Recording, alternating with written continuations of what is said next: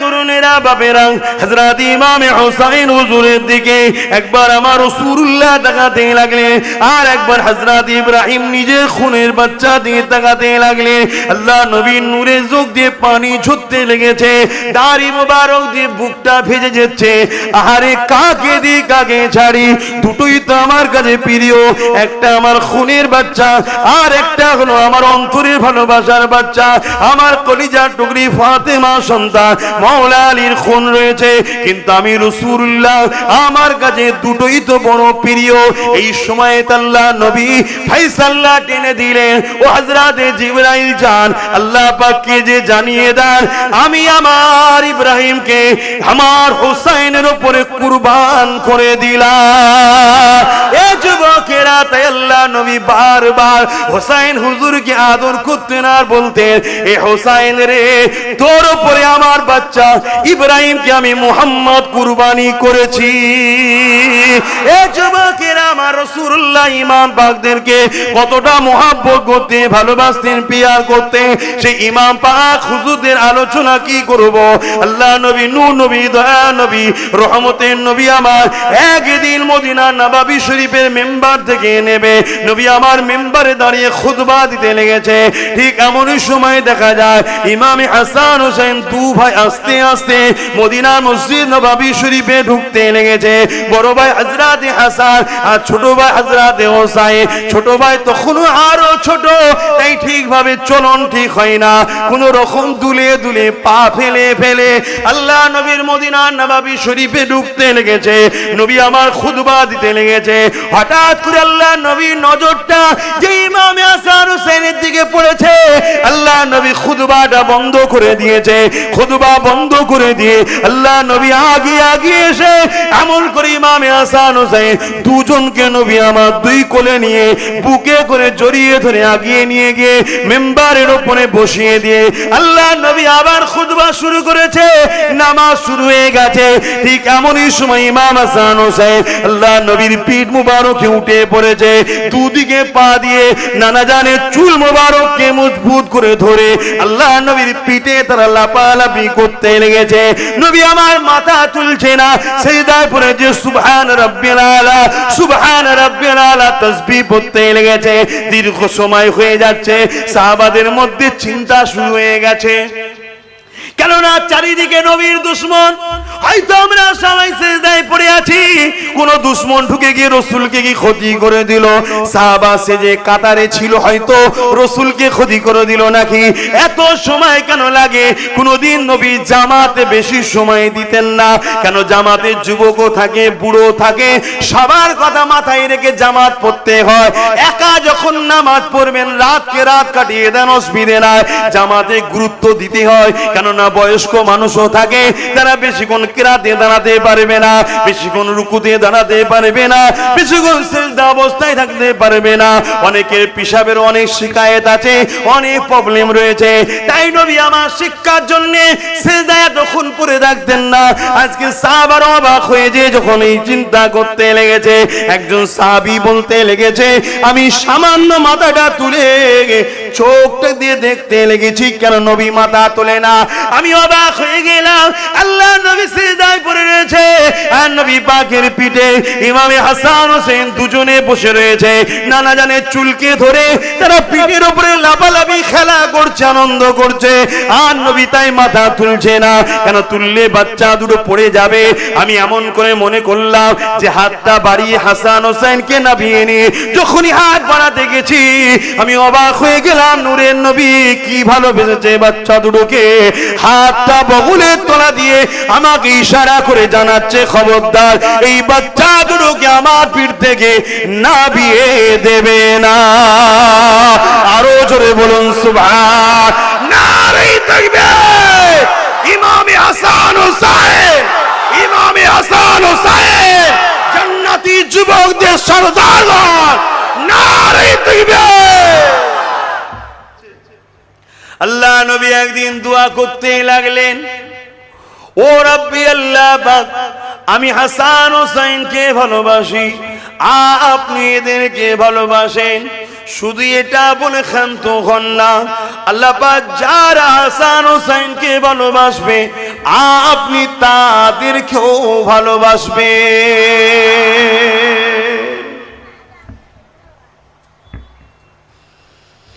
এ নওজওয়ানেরা, আমাদের লিডার, আমাদের জান্নাতি যুবকদের সরদার হযরত ইমাম হাসান হুসাইন কেমন ছিলেন?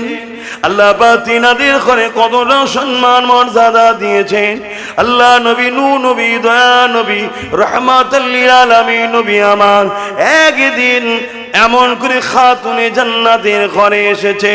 খাতুনে জান্নাতের ঘরে আসার পরে দুটো বাচ্চা খেলনা নবী কোলে নিয়েছে। ইমামে হাসান হোসাইনকে কোলে নিয়েছে। নানার কোলে দুই ভাই খেলা করতে লেগেছে। হঠাৎ করে আল্লাহ নবী তাদের দুজনকে কোল থেকে নামিয়ে বললেন, এ হযরত হাসান, এ হযরত হোসাইন, তোমরা দু ভাই একটু কুস্তি লড়ো, কে জেতে দেখবো, কুস্তি লড়ো। আল্লাহ নবী এমন করে দুই ভাইকে কুস্তি লাগাচ্ছেন, দুজনে কুস্তি লাগছে। হযরতে খাতুনে জান্নাত বলেন, আমি তখন রান্নার কাজে ব্যস্ত ছিলাম, আমি পর্দাটাকে সরিয়ে দেখতে লাগলাম আব্বা জান এমন করে দুই ভাইকে কুস্তি লাগিয়েছে। কিন্তু আমি অবাক হয়ে গেলাম, আব্বা জান হযরতে হাসানের পক্ষ সাপোর্ট করতে লেগেছে, হাসানের পক্ষ পাতিত্ব করতে লেগেছে, হাসানের পক্ষে দাঁড়িয়েছে। আমি ওই সময় অবাক হয়ে বলতে লাগলাম, আব্বা স্বাভাবিক পরিবারের গার্জেনরা ছোটদের পক্ষ সাপোর্ট লায়, হাসান তো বড়, হোসেন তো ছোট, আপনি হোসেনের পক্ষ না লি হাসানের পক্ষ কেন নিলেন? আল্লাহ নবী সময় বলেছিলেন, এ আমার কলিজা টুকরি খাতুনে জান্নাত, আমি রাসূল হাসানের পক্ষ নিয়েছি। তুমি মনে করছো আমি নবী হাসানকে বেশি ভালোবাসি? না, আমার কাছে দুটোই আমার চোখের তারার নাই, কিন্তু আমি রাসূলুল্লাহ হাসানের পক্ষ নিয়েছি দেখছো। কিন্তু তুমি জানো না, সাইয়্যিদুল মালায়েকা হযরতে জিবরাইল তিনি তো হোসেনের পক্ষ নিয়েছে। আরো জোরে বলুন সুবহান।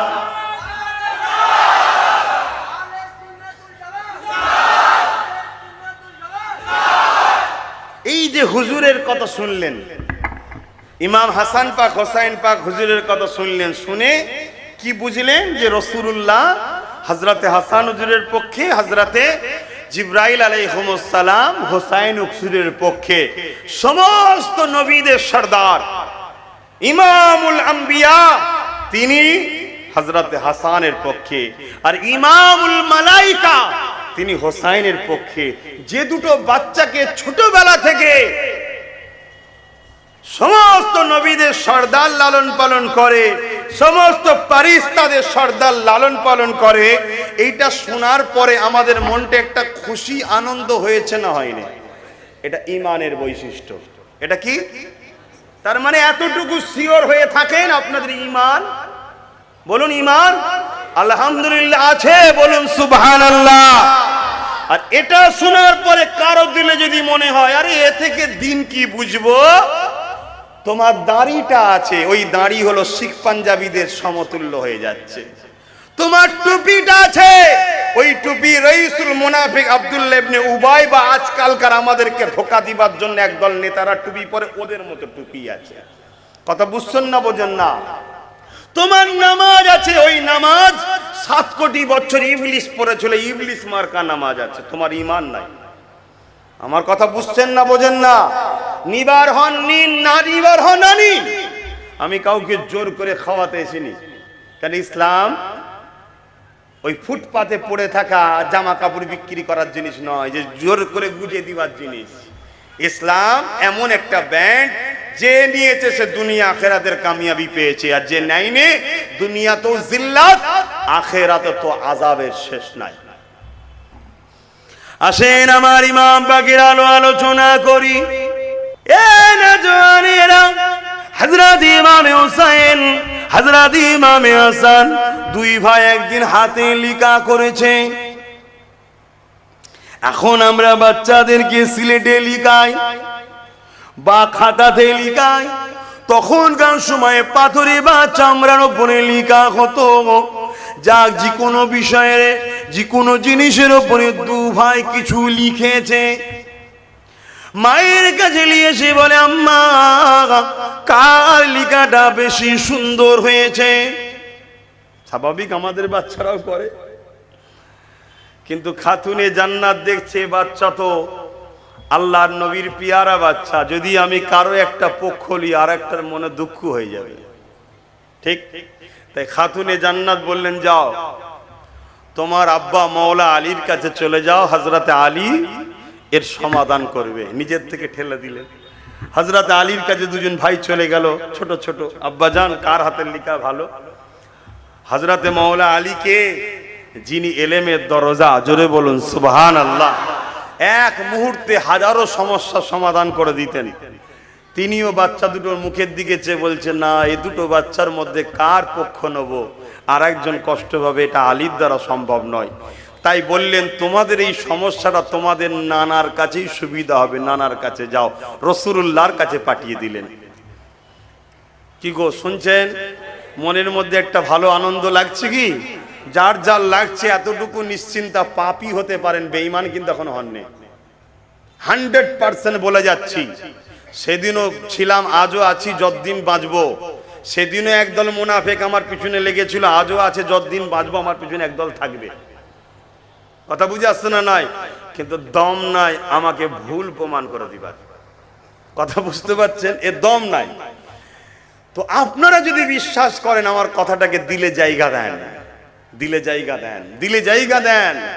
তো রাসূলুল্লাহ দরবারে চলে গেলেন। আর আল্লাহর নবী হাসান হোসেনকে এত ভালোবাসতেন, যত জটিল সমস্যা থাকে না কত, যত জরুরি কথা থাকে না কেন, ফেরেশতা এসুক আর যেই এসুক, হাসান হোসেনকে যদি একবার নবী দেখতেন, সব কিছু কাজ রুকে দিয়ে দুজনকে কোলে করে নিয়ে আগে তাদেরকে আদর করতেন, তাদের কথা শুনতেন, তারা খুশি হয়ে চলে যেত, তারপরে দ্বিতীয় কাজে কাজ দিতেন। জোরে বলুন সুবহানাল্লাহ। আরো জোরে বলবেন না? ভেবে দেখুন, নবীর পিয়ারা, নবীর ভালোবাসা, কতটা ভালোবাসা। আল্লাহ নবী একদিন বসে আছেন, আল্লাহ নবীর এক কোলেতে হযরত মুহাম্মদ ইব্রাহিম বসে আছে। ইনি কে? আমার রাসূলুল্লাহ নিজের খুনের সন্তান। আর এক কোলে হযরত ইমামে হুসাইন বসে আছে। ইনি কে? আমার হযরত মাওলা আলী হুজুরের খুনের সন্তান। হঠাৎ করে জিবরাইল সাল্লাল্লাহু চলে আসলেন। আসসালাতু ওয়াসসালামু আলাইকা ইয়া রাসূলুল্লাহ হাবিবাল্লাহ। আল্লাহ পাকের মানসা এটা, আল্লাহ পাকের ইচ্ছা এটা, দুটোর মধ্যে একটাকে আপনি রাখতে পারবেন, দুজনকে একসাথে রাখতে পারবেন না। ইয়া রাসূলুল্লাহ হাবিবাল্লাহ, দুজনের মধ্যে থেকে আপনি কাকে রাখবেন, কাকে আল্লাহর রাহে কুরবান করবেন? এ যুবকেরা, তরুণেরা, বাপেরা, খুব মন দিয়ে বোঝেন। আল্লাহ যদি আমার নবীকে পরীক্ষা নেয়, তোমাকে আমাকে নেবে না, এটা কি হতে পারে? নেবে না, নেবে না? রিসেন্ট পরীক্ষা হাজারো চলছে। এ যুবকেরা, তরুণেরা, বাপেরা, হযরত ইমামে হুসাইন হুজুরের দিকে একবার আমার রাসূলুল্লাহ তাকাতে লাগলেন, আর একবার হযরত ইব্রাহিম নিজের খুনের বাচ্চা দিয়ে তাকাতে লাগলেন। আল্লাহ নবীর নূরের চোখ দিয়ে পানি ঝরতে লেগেছে, দাড়ি মোবারক দিয়ে বুকটা ভেজে যাচ্ছে। আহারে, কাকে দিই কাকে ছাড়ি? দুটোই তো আমার কাছে প্রিয়, একটা আমার খুনের বাচ্চা, আর একটা হলো আমার অন্তরের ভালোবাসার বাচ্চা, আমার কলিজার টুকরি ফাতেমা সন্তান মাওলা আলীর খুন রয়েছে।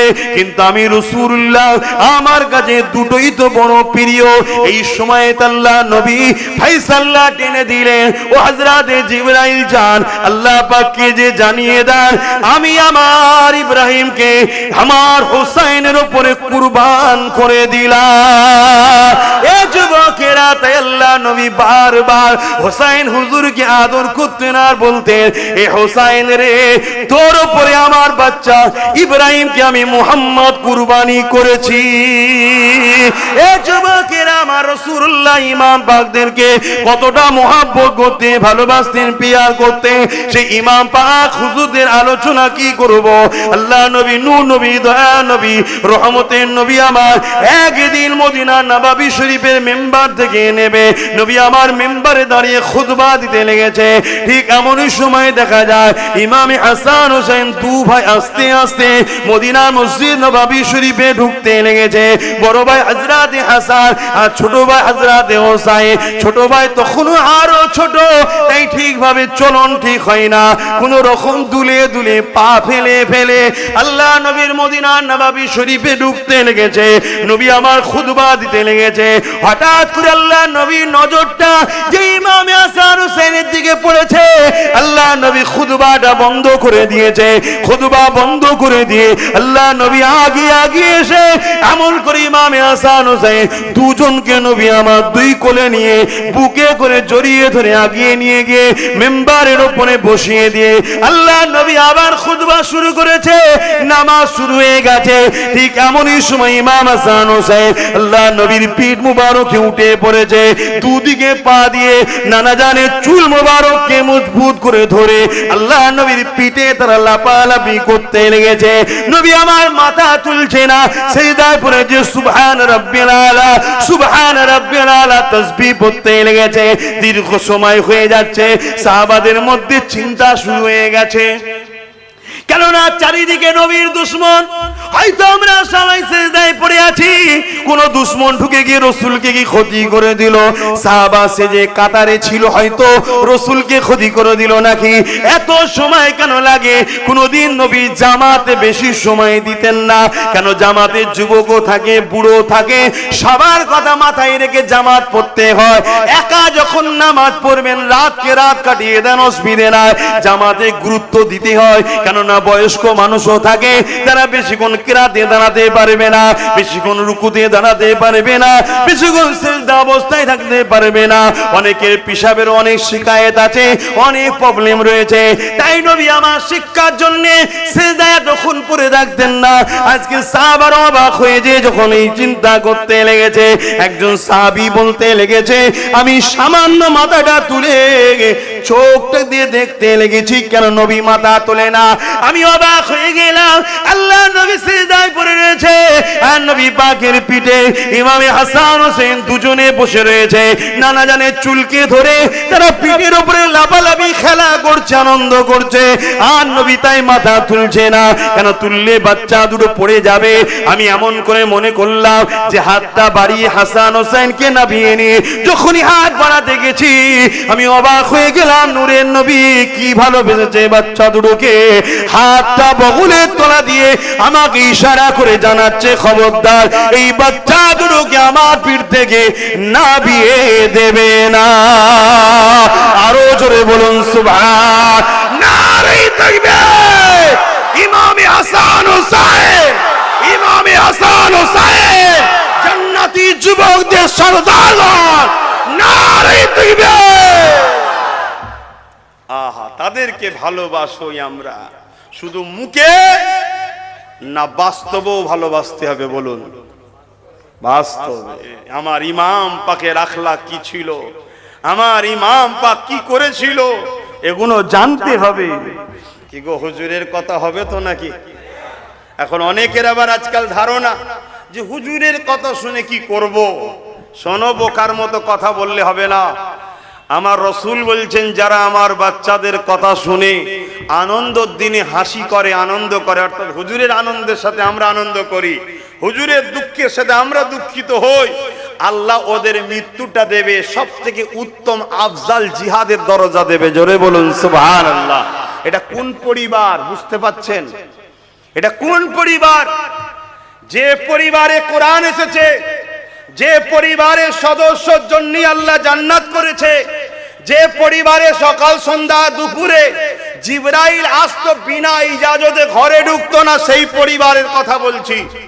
যে পরিবার আমাদের জন্য ঈমানের একটা পাঠ হয়ে গেছে, যে পরিবারের উপরে দরুদ না পড়লে নামাজ কমপ্লিট হয় না। ওয়ালা আলে মুহাম্মদ, আলে মুহাম্মাদের পরিবারের কথা বলছি।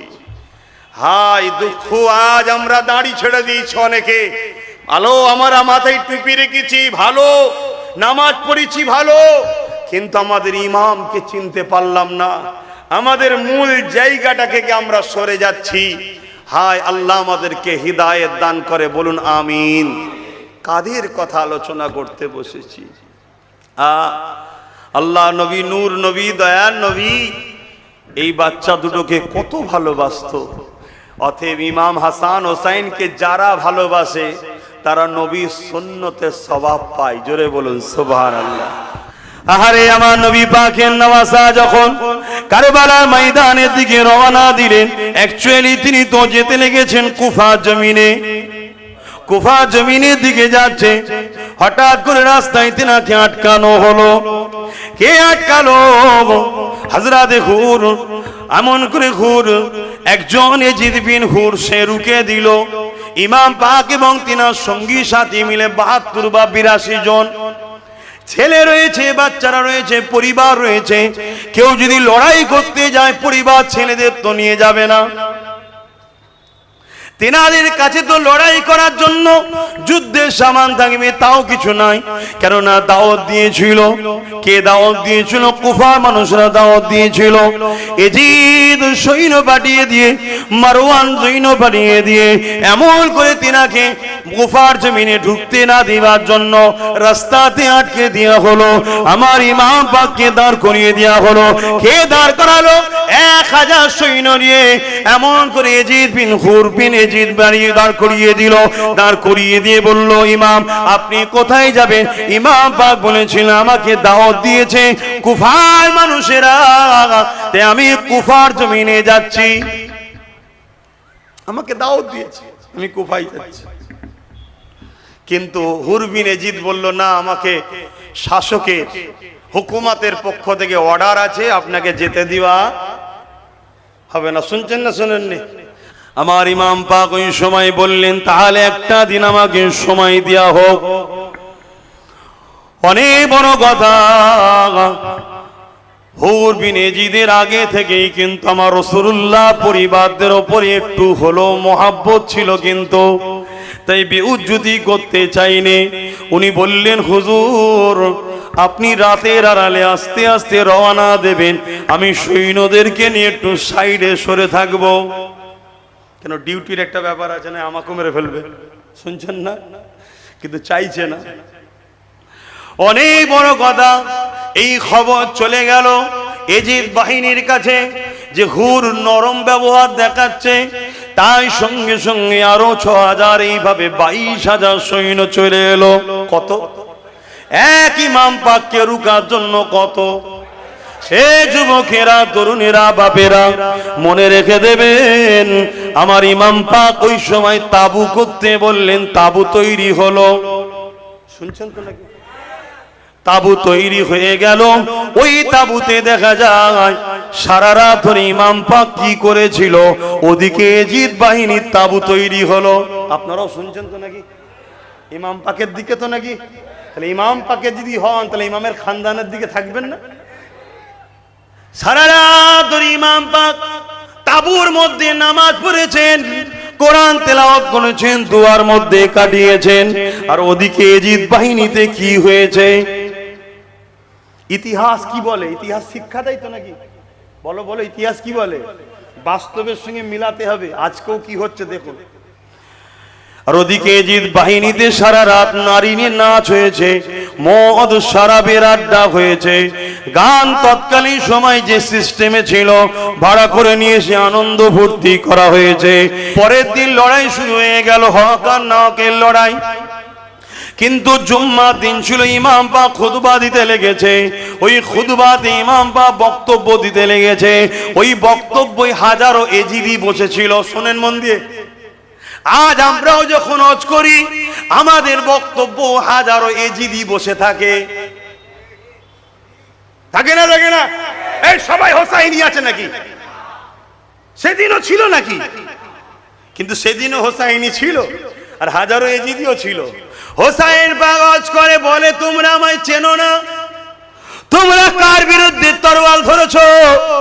আমার নানা হলো সাইয়্যিদুল মুরসালিন রাহমাতাল লিল আলামিন আখিরি নবী, জিনার কলেমা তোমরা পড়ো। সেই নানার পিঠে উঠে ঘুরিয়েছি, সেই নানার কাঁধে ঘুরিয়েছি, সেই নানার ঠোঁট মোবারককে চুষে বড় হয়েছে, সেই নানার চাদরের মধ্যে করে নি নানা ঘুরিয়ে রাখতো। সেই নানা বলেছে যে হোসাইনকে ভালোবাসে, আল্লাহ তুমি তাকে ভালোবাসো। যে হোসাইনের সঙ্গে দুশ্মনী করে, আল্লাহ তুমি তাকে থেকে মুখ ফিরিয়ে নাও। তোমরা কি তার বিরুদ্ধে তরোয়াল ধরেছ সামান্য জায়গা ক্ষমতা পাওয়ার জন্য, অর্থ পাওয়ার জন্য? এইভাবে হোসাইন বক্তব্য দিচ্ছে, সবাই শুনছে, কিন্তু সবার মধ্যে তাসির হলো না, কেউ পরিবর্তন হলো না।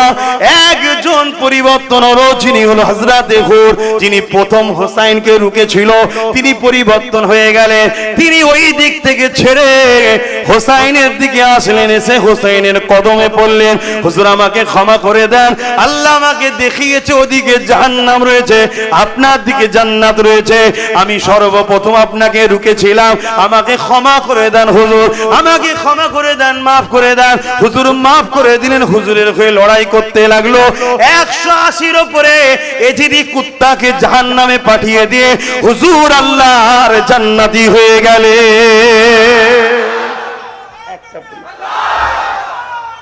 আল্লাহু আকবার।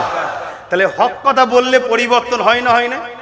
একটা তো হয়েছে, এটা দায়িত্ব বলতে হয়। হুজুরও দায়িত্ব নিয়ে বলছে, না হয় কিয়ামত দিন বলবে যে আমরা ঘুমিয়ে গেছিলাম, কই হোসাইন তো আমাদেরকে জাগালো না, আমরা নাই নেশায় পড়ে গেছিলাম, লোভে পড়ে গেছিলাম, হোসাইন তো জাগালো না। মৃত্যু তো এজিদেরও হয়েছে, আর ইন্তেকাল তো হোসাইনও হয়েছে। এজিদ ইমাম পাককে শহীদ করার পর 3 বছর 4 বছর খুব বেশি ক্ষমতায় টিকে ছিল। এই 4 বছর ওর কি অবস্থা হয়েছিল সেই ইতিহাস আপনারা জানেন কি জানি না। খোদা এমন বিমার দিয়েছিল যে বিমারে সর্বসময় ছটফট করেছে, যা কিছু খায় ভেতরে শুধু জ্বলন হয়, জ্বলন জ্বলন, ওই জ্বলনে ছটফট করতে লেগেছে। তার প্রজারা তাকে, তার মন্ত্রীরা, তার যারা আমলা ছিল, এজিদ যাতে এই কষ্ট থেকে একটু ভুলে থাকতে পারে, তাই এজিদকে বিভিন্ন জায়গায় ভ্রমণে নিয়ে যাওয়া হতো, সুন্দরী সুন্দরী প্রতিদিন নতুন নতুন নারী দেওয়া হতো। তথাপি এজিদের জ্বালা যন্ত্রণা এজিদ সহ্য করতে পারত না। এত জুলুম অত্যাচারের শাস্তি তো দুনিয়ায় হলো। আজকে সেই এজিদকে আল্লাহ জাহান্নামের কুকুর বানিয়ে জাহান্নামে রেখেছে। কারো সন্দেহ আছে? কারো সন্দেহ আছে? নতুন করে একদল নামাজি, দাড়িওয়ালা, টুপিওয়ালা, পাগড়িওয়ালা এজিদকে বাঁচাবার চেষ্টা করছে। জানবেন ওরাও জাহান্নামের কুত্তা ছাড়া আর কিচ্ছু হবে না। এই কুত্তা ভাষাটা কি খারাপ লাগছে নাকি? এর চেয়ে ভালো কি শব্দ আছে ভাই আমার কাছে জানা নেই। এটাই আমার কাছে সব থেকে উত্তম শব্দ ওদের জন্য। তাই আমি বলছি, কথা বুঝে আসছে? মনে রাখবেন, আজকেও কিছু মানুষ চক্রান্ত করছে, এজিদকে বাঁচাবার চেষ্টা করছে। তাই আজও বলে যায়, সেদিনও আহলে রসুলদের উপরে জুলুম হয়েছে, আজও আহলে রসুলদের উপরে জুলুম হবে, এটা স্বাভাবিক। তবে মনে রাখবেন, আহলে রসুলদের কাজ দ্বীন ইসলামকে জিন্দা রাখা। এই যুগে যুগে ইমাম পাকের বংশধরেরা, যুগে যুগে সাহাবা হুজুরদের খানদানেরা আজ ইসলামের ঝান্ডাকে জিন্দা রেখেছে। এই যুবকেরা, যুগে যুগে জিদিরা আমার রাসূলুল্লাহ দ্বীনকে মিটাবার চেষ্টা করেছে। যুগে যুগে তাদের সাথ একদল মুনাফিক উলামারা দিয়েছে। এই ভারতের জমিনের একটা ইতিহাস বলে যায়, এই ভারতে একজন মুনাফিক ছিল, যার নাম হলো হতভাগা আকবর। সে কিনা আমার নবীর দ্বীনকে মিটাবার জন্য দ্বীনে ইলাহি বলে একটা নতুন ধর্ম চালু করতে চেয়েছিল। ওই আকবর কিন্তু একা ছিল না, তার পাশে হাজার হাজার মুফতি ছিল, হাজার হাজার আলেম ছিল, হাজার হাজার হাফেজ ছিল।